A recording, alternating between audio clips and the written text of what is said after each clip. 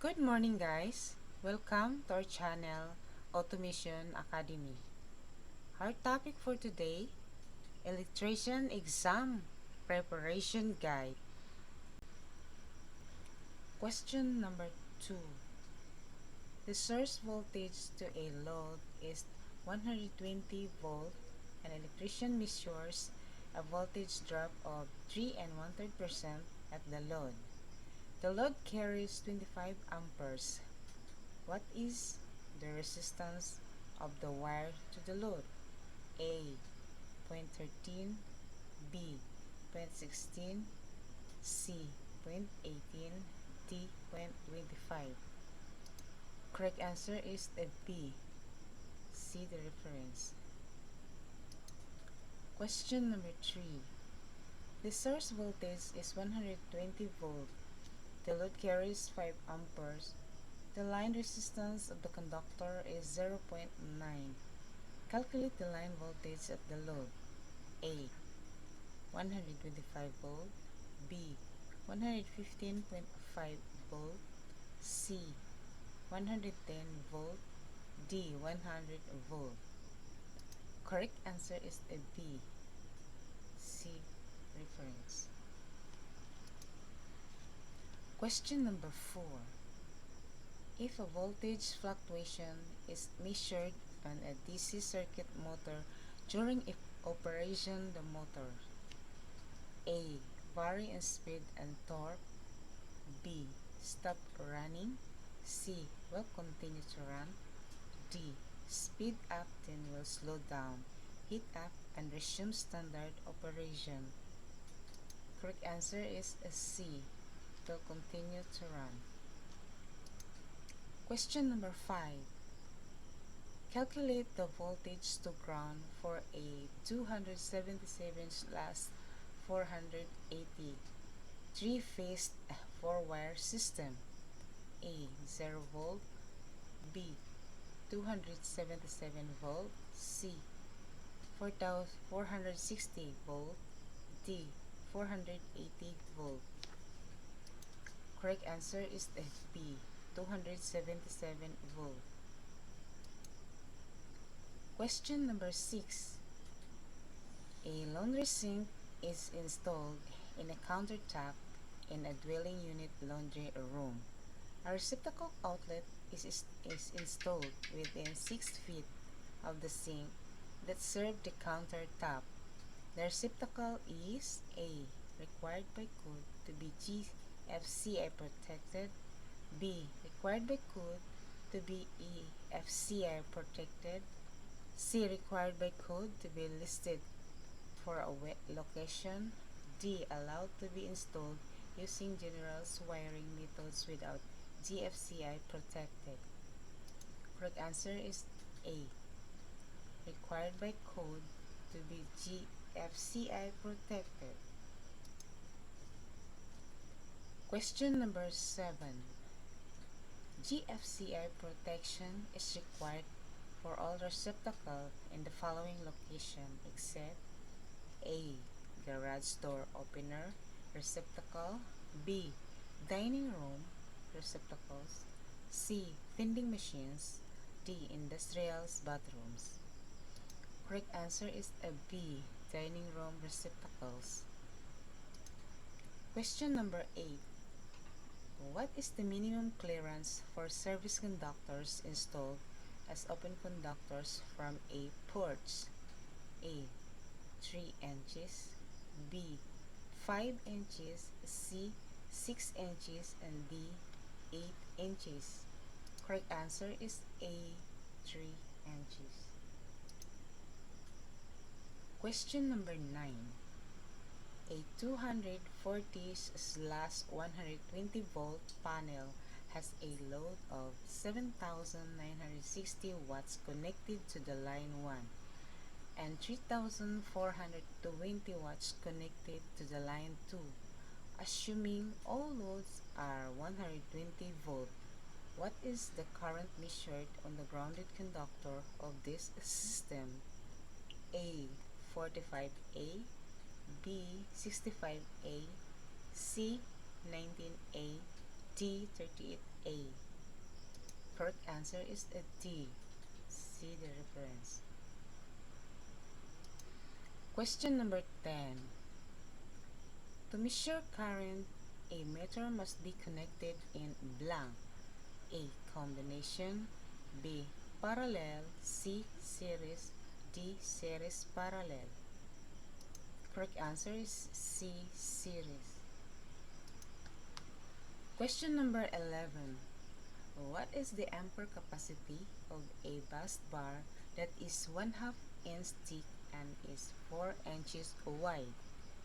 A. 20 amperes. B. 200 amperes. C. 2000 amperes. D. 22,000 amperes. Correct answer is C. See the reference. Question number 12. A 2 kW load is operated at 240 volt and 80% power factor. Find the current of the load. A. 10.4A. B. 33A. C. 25A. And D. 3A. Correct answer is A. 10.4A. Question number 13. What is the voltage to ground for a 480 volt delta ungrounded distribution system? A. 0 volt. B. 120 volt. C. 240 volt. D. 480 volt. Correct answer is a D. 480 volt. Question number 14. What is the ampere load of a 140 kVA 3-phase load operating at 480 volt? A. 16.8. B.